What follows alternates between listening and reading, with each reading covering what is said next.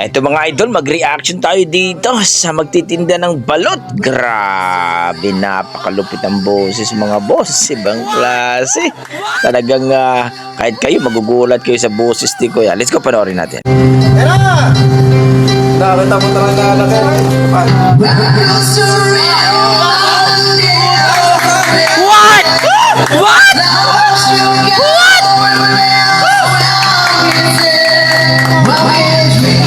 Pareho yung titinda ng balot sa kanatsatsaron. Napadaan din eh.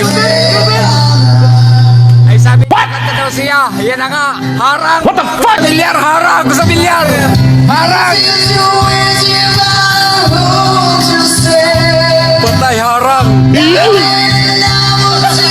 Boss! Harang ka rin, harang.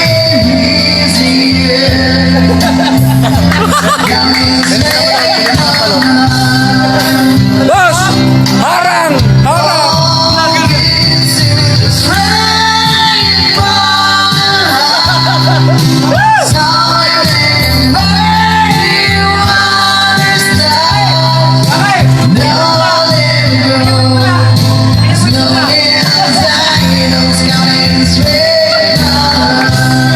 Ayo!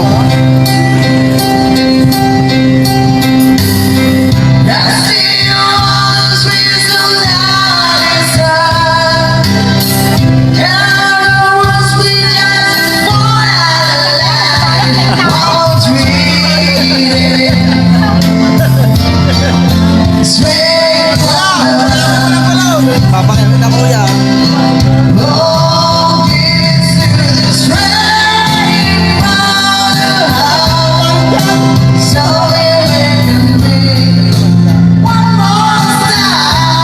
Hindi ako makalito kasi. Harang no!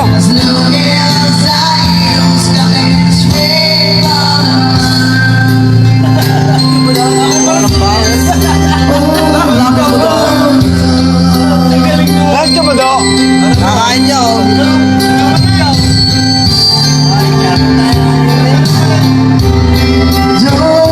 Vendor ng balot at tsatsaron.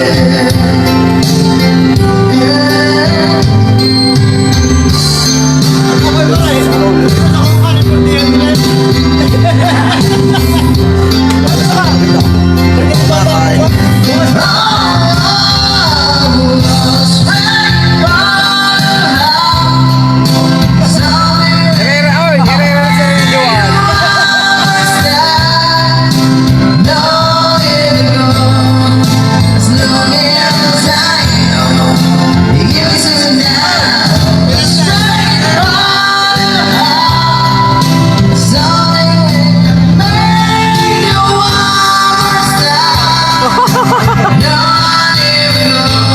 Harang yan o! Oy! Apat na bola ka! Sige!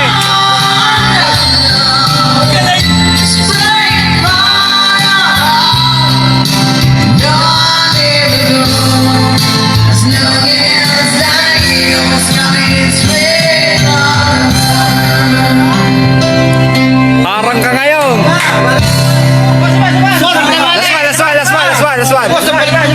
Last one.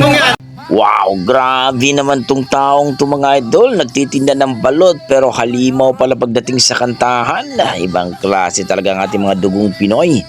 Nagtitinda lang ng balot pero parang nasa grand finals ng Pilipinas Got Talent mga idol. Ibang klase.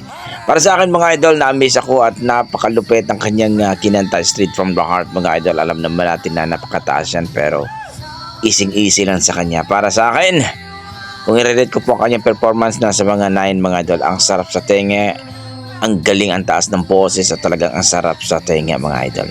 Wala akong masabi kundi napakalupit. Kayo, anong masasabi niyo sa kanyang performance mga boss? Na-appreciate nyo ba? Nagustuhan nyo ba ang kanyang rendition? Please comment down below mga idol para ating pag-usapan yan. Ang ating mga dugong Pinoy pagdating sa kantahan mga idol. Malupit talaga yan mga boss. Hopefully mga boss, itong si Kuya ay talagang sasali ito sa mga singing contest like PGT at Tawag ng Tanghalan. Sigurado sisikat ito mga boss at mananalo to. Okay, hanggang dito mga idol. Maraming salamat. Ingat po kayo lagi.